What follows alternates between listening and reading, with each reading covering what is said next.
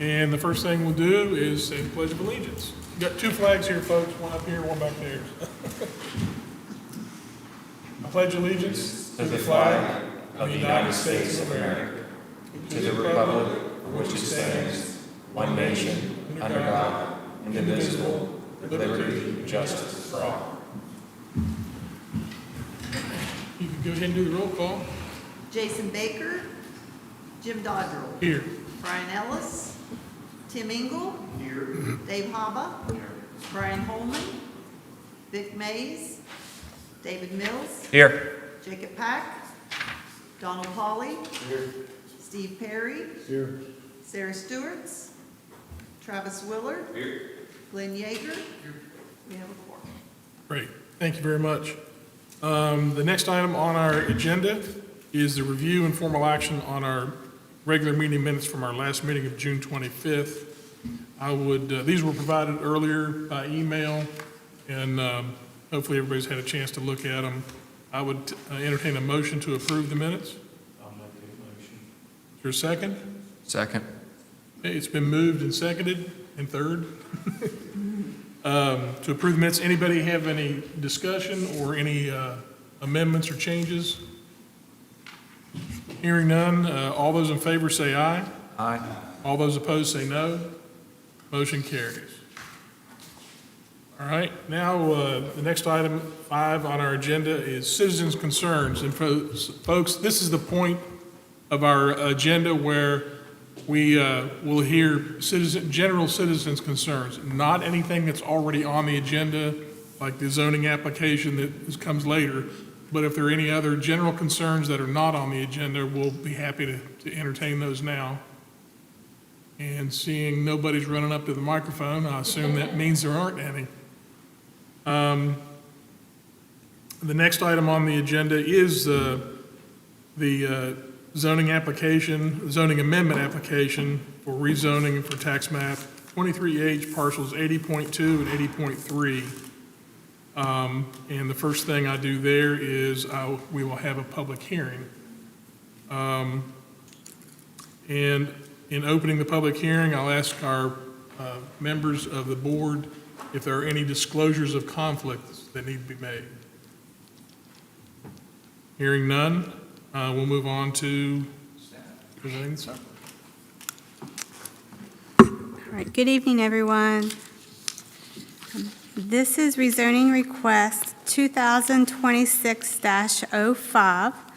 Melissa Spradling desires to rezone parcels 80.2 and 80.3 of tax map 223H from R1 single-family residential to C1 suburban commercial.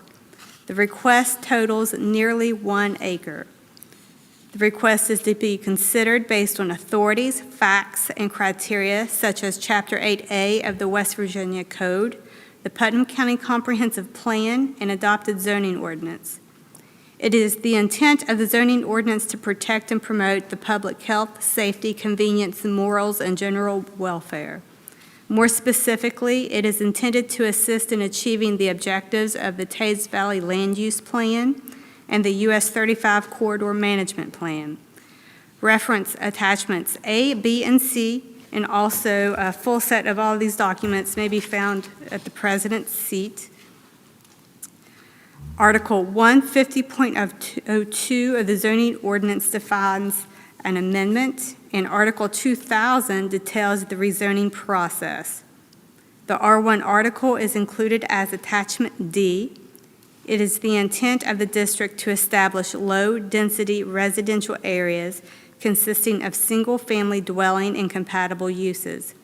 This district shall provide for the requirements consistent with community values and needs. The C1 article is included as Attachment E.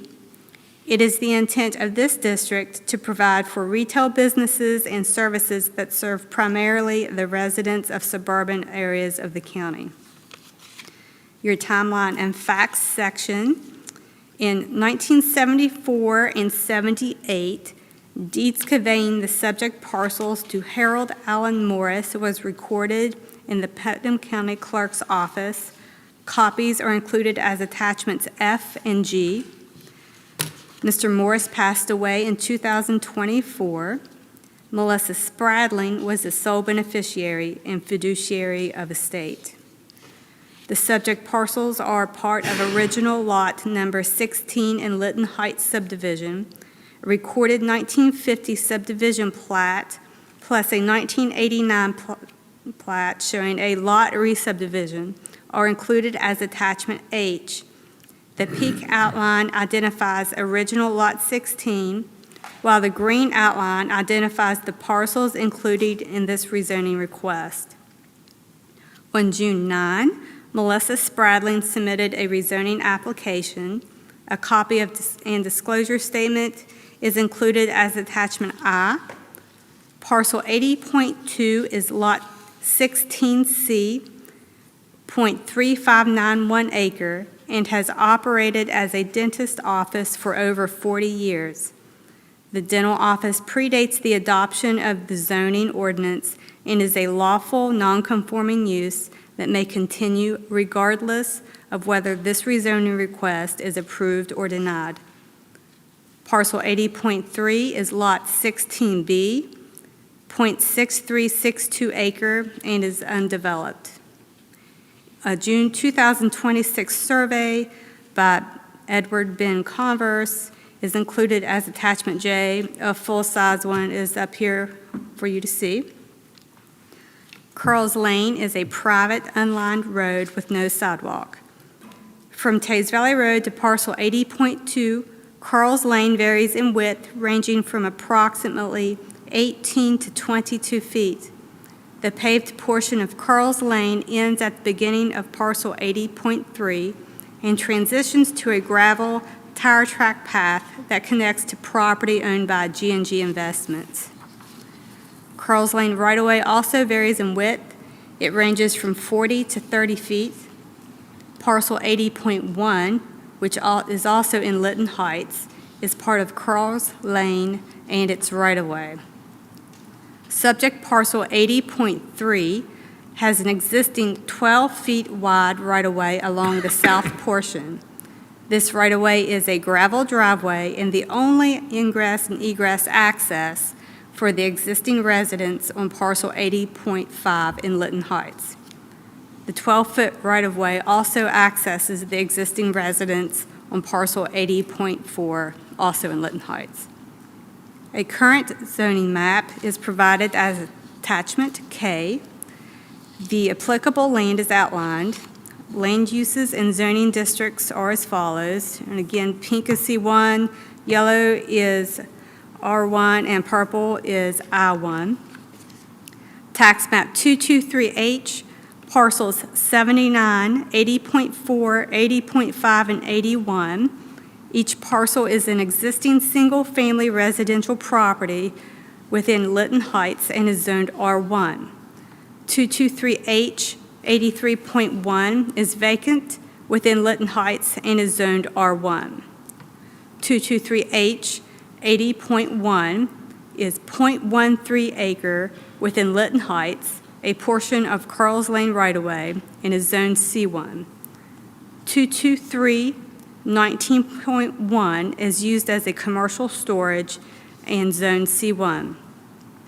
Although not directly abutting, the YMCA, which is 22319, and Putnam PSD, which is 22319.4, are across Curls Lane and zoned C1. Attachment L includes site photographs and aerial photography. The parcels are not mapped in FEMA's floodplain. Water and sewer service are available through Putnam PSD. The subject parcel is approximately 340 feet from a TIF district. Attachment M shows the existing TIF in blue, and the subject parcels are outlined. On June 26, abutting landowners within 250 feet of the parcels were mailed a notification about tonight. On July 9, a legal advertisement was published in the Hurricane Breeze. Signs were posted on July 15th. Staff have been contacted by 4 individuals. 2 people asked questions which were readily answered by information contained within the summary packet, and 2 persons submitted written comments. You can find those in attachment N. If you will please note that one of those comments were submitted by Eric Embry on behalf of Gary Young. A new correspondence was received, and his opposition has been withdrawn. There's that sheet at everyone's seat. It is proper to consider a rezoning application by the listed permitted uses in the requested zoning classification. In this particular case, the landowner will be entitled to make use of any of those described in C1 if the rezoning is approved, just as the landowner is currently entitled to make use of any of those described in R1. And your different options for tonight: should you desire further information, the matter may be tabled. Should you find the application protects and promotes the public health, safety, convenience, and moral and general welfare, and meets the intents of the referenced documents, you may vote to recommend approval to the County Commission. Should you find that the application does not protect and promote as described, you may vote to recommend denial to the County Commission. And should you find that part of the application does protect and promote, while part does not, you may recommend the County Commission approve a portion and deny the remaining. If you make a recommendation tonight, the County Commission will have this on their September 29 agenda. And the last sheet in your packet is the worksheet as normal. So I'll be glad to answer questions best I can if you have them. Thank you. Does anybody have any questions for staff? Is the right of way that goes to that residence not changed with the change to a C1? He still maintains the right of way? Are you asking about the 12-foot wide to, Goes to a residence. are you asking if the right-of-way changes? Right. Okay. It's not going to be obliterated. Yeah. It won't be impacted, right? No. Right, a zoning district does not affect a legal right-of-way. Thank you. You're welcome. With that property there being, I see that it requires 60-foot right-of-way. Would that be encroached on the property there? Forgive me, I'm not sure I know what, there's not a 60-foot right-of-way out there, so maybe I misunderstood. I was just seeing whether it was saying for C1 requires 60-foot right-of-way. I just wanted to ask that. For ingress and egress, is that what you're talking about? Yeah, when you go to divide and create a new parcel, then any type of non-residential parcel requires a 60-foot as opposed to a 40-foot. When you're talking about a new lot frontage, it's 60-foot. If you have an existing right-of-way and someone would want to develop on it, then if they have the legal right to use that, then that is what the office accepts. Like Carl's Lane is a private drive. If someone wanted to build something commercial out there, it's not a state route, so we would have to have the documentation to show that the owner had the right to use Carl's Lane. So I understand that H. Allen Moore's Dentistry was never a C1. Correct. And I guess to go further, stating that if these were to be rezoned C1, that 30-foot right-of-way could remain intact. Potentially, yes. Okay. Just so I'm clear, even though that 30-foot right-of-way remains intact, they wouldn't necessarily be able to develop it, correct? Unless they extended the right-of-way? Is that what you're- That's, So they would have to come back and say, we've got a larger right-of-way now. no, that's not at all what I meant. It would all depend on what their legal right-of-way is to the properties. They would have to give to the office their documentation to show that they have the legal right to use that road for ingress and egress for their need. Obviously, you can't require something that's existing for a long time to go back and be changed. So the office, if they do have the legal right-of-way to use it and they would give that to us, then we would allow for them to develop based on that in the current size. Because it's not creating a new parcel. So if this were a new development, we were changing it, and there was no existing 30-foot right-of-way, they would be required to, I guess. Right, if they were creating a commercial subdivision, the standard is a 60-foot wide right-of-way, yes. Any other questions for staff? Just to be clear, I mean, the fact is, there's just an acre there, I mean, it's not like you're gonna be able to put a commercial. Yes, it, And whatever they do, they'll probably pave right there before you get into it. They're surrounded by commercial as it is on all sides. yeah. Yes, it's right under an acre, like .9 something. There, young's laying down yard, and after you figured out that they was gonna pave, you probably should have all that. Yeah, I couldn't speak to that. I mean, it is limited room when you talk about setbacks, you talk about additional screening required at the residence, you talk about keeping the access in play for the home. I mean, it starts to chip away at it very quickly. You talk about you're allowed to have 80% impervious surface on a C1. So you start chipping down, it's limited as to what would necessarily fit. They have to abide by those rules. Correct. Whatever you develop on there, you would have to abide by the development standards in place for the district that you're in. Is the dentist office leased property, or is it's not owned by the dentist? Well, Mr. Morris did business out of there. He was the dentist. He was the dentist, yes. I can't speak to what's happened, if there's been someone else in there with him or not. I'm sure Ms. Spradling could, but you're welcome. All right. Any other questions?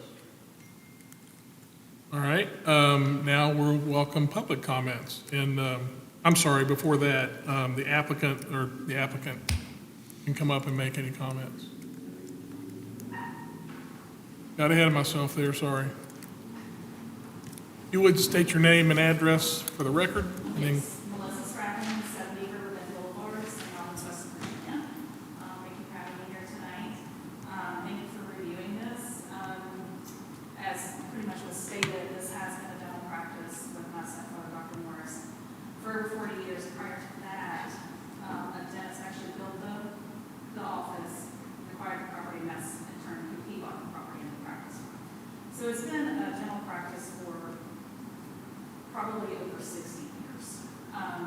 So it has been completely, our goal is ultimately for another dental practice to come in and take it over, and that's still yet provide dental care for the surrounding areas. Now, I know there are a lot of dental practices in the valley, but that's what we would like to see happen, or we've got some interest from like med spas. So my goal is to have it more of a medical place. Now, I can't guarantee that, obviously, but I do control who I sell it to. So I don't want anything to come in and disrupt, that area, blah, blah, blah. It's a great area, but it is truly a business road. And the property really doesn't back up to like the Heights Road, obviously, their homes. So it just seems to make more sense to me if we could keep it rezoned so that it will be a commercial and keep it, in the medical field if we possibly could. That's something that I just would like to see happen, is something that's related to the welfare of people, because I'm a nurse, I've been in medical sales for a long time, and that's our goal. So. Anybody have any questions? I've got one, and you probably don't know the answer to this, but I saw in one of the, one of the protest letters, which has now been withdrawn, it mentioned, or at least made this allegation, that when that building was originally built, it was built in violation of the homeowners association, the restrictive covenants. Do you know anything about that at all? I was just wondering why, if it was, why they didn't challenge it back then. I didn't figure you would know anything about that. I'm sorry, I know very little about the practice before it was such and I really honestly know very little about what's required, because I was so young. Do you know anything about the homeowners association? Because I know Are you currently being assessed any homeowner association dues or anything? No. Okay. Do you know whether it's active, or it doesn't seem like it's active? I don't know anything about it.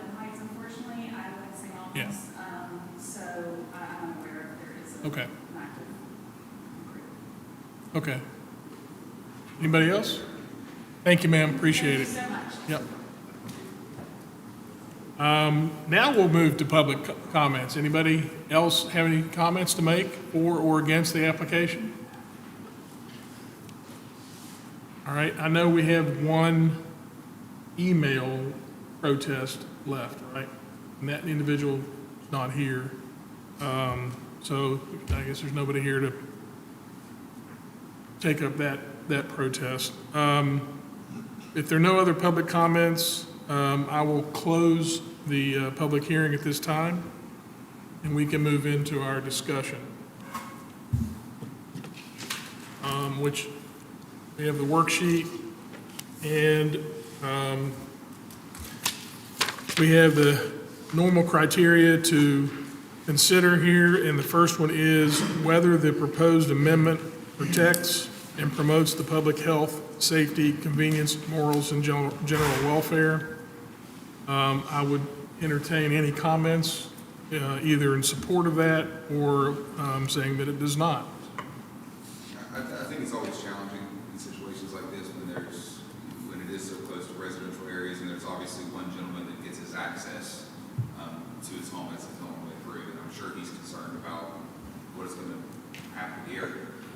However, I think the challenge that we face oftentimes is that we have to do what's best for the greater good, and I appreciate Ms. Bradley's comments, but ultimately, as you guys know, once we rezone it, it's done. So, it's. Dr. Morris, I don't know if you know this, but he did give that right away to that gentleman that you're talking of, and he gave that property to him years ago. I don't know if that's common knowledge, I just wanted to share that. If you wouldn't mind stating your name and address. Beth Gibbon, Old Colony Realtors, I'm her agent, and your representative, I got with Ed Converse and had the survey conducted on her behalf. We just need to note that for the record, and yeah, normally we like you to come up to the microphone. 29 Lower Falls Road, St. Albans. Thank you. Well, and it's not whether or not the right of way is going to go away, it's just, the question is it going to promote the morale, safety, and well-being of the public, right? So I understand it's challenging for that one gentleman, but it is right next to everything else around it is commercial. Is primary access is commercial. Well, and the first criteria is not just the convenience, morals, and public safety of residential property, it's also the commercial property that's nearby as well. Yes. So, So I would say that it does, to summarize my comments. yeah, the fact that it, on parcel 10-223-19.1, it was right there next to it, has a lot of bearing. If that wasn't there, there might be different considerations. That's the, That's the wedge. That lay down yard? Yeah. Any other comments on criteria number one? Either yes or no? I also agree it's yes. I think the access is the key there, that the fact that there's access to these two parcels with the access on that being C1 already is a big factor. Any other comments? And I would entertain a motion with respect to criteria number one, either yes, to answer that either yes or no. I'll make a motion to answer yes. Okay, is there a second? It's been moved and seconded that the answer to criteria number one is yes. Is there any further discussion? Hearing none, all in favor say aye. Aye. All opposed say no. That motion carries. So the answer to number one will be yes. Moving on to criteria number two, is the amendment consistent in achieving the objectives of the adopted comprehensive plan, US 35 Corridor Management Plan, and the Tays Valley Land Use Plan, which are probably the most pertinent?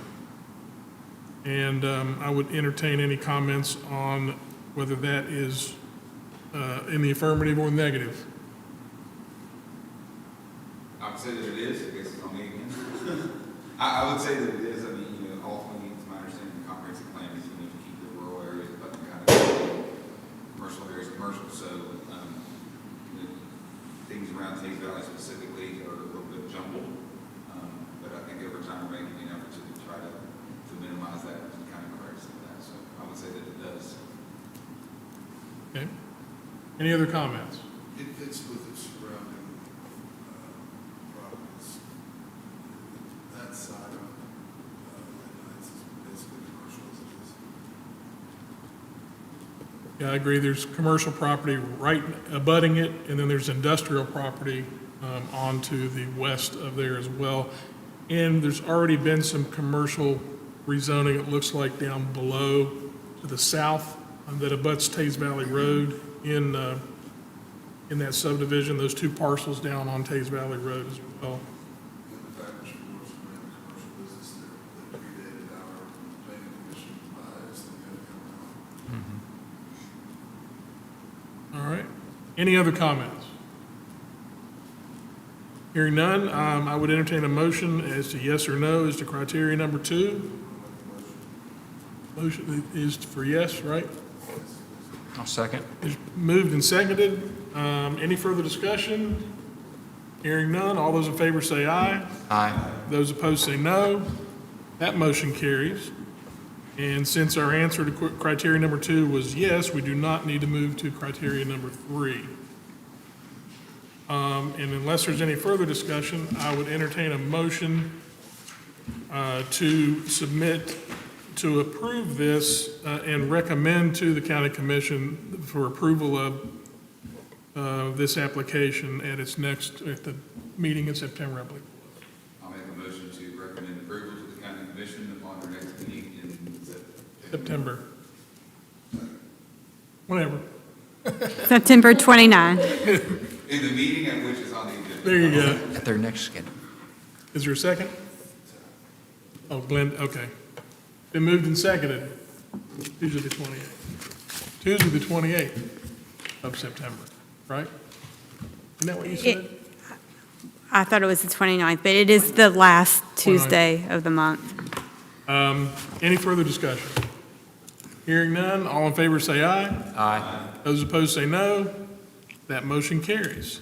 I did want to state one thing, though, just for the record. I would ask that this be put in the record. I should have put it back in the discussion. 2 points made by the individual who protested was not in the email and was not able to be here. One of the points he raised was that it would adversely impact his property value. And I just want to say this, that, we've heard that before on other applications, and we've heard it this time. The concern I have is that folks make that statement, but then they need to come to the commission meeting and bring evidence. Simply stating that your property values might be adversely affected is all well and good, but without evidence to support that claim, there's nothing we can do. We can't take that into consideration. As a matter of fact, I'm aware of other situations where residents have felt that rezoning their property to commercial would adversely affect or downgrade their property values when the evidence clearly shows that it's actually the opposite. When it's rezoned to commercial, it actually increases the value of the property. Particularly the case I'm referring to involved rezoning a property around an airport, where on one side of the airport it was all warehouses and commercial property, and the residents were on the other side. They complained when they wanted to rezone the whole area. And as it turned out, after investigation, the property values actually increased on the residential side. So that concerned me. Of course, he's not here to hear that, but I would like that at least reflected in the record. And the other issue is that he raised was that I think the last comment in his protest said something like the only thing we're going to consider is the increase in taxes that would be coming off of there. And I, for one, since I've been on here, I don't know how many years, we have never taken that into consideration. That is not something that we consider. I don't even think we're allowed by law to consider whether there's going to be an increase in taxes off of the property or not. So I would also like it reflected in the record that that is not something we took up, and nor did we, we did not take that up, and we did not consider that. I should have made those comments earlier, but having made those, anybody have a problem with that? All right. All right. Having said all that, we'll move on to the staff report. Well, as I told you earlier, Jim, county doesn't have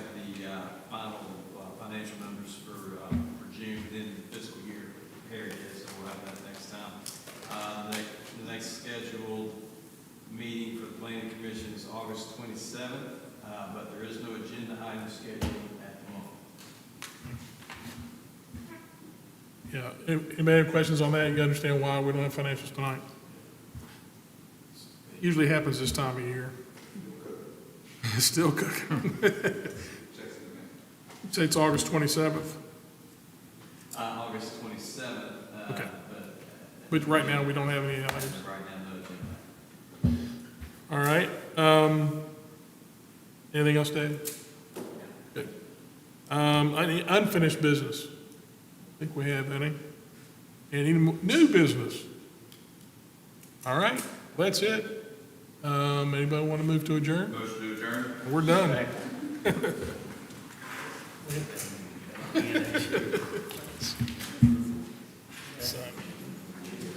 Let him figure that out.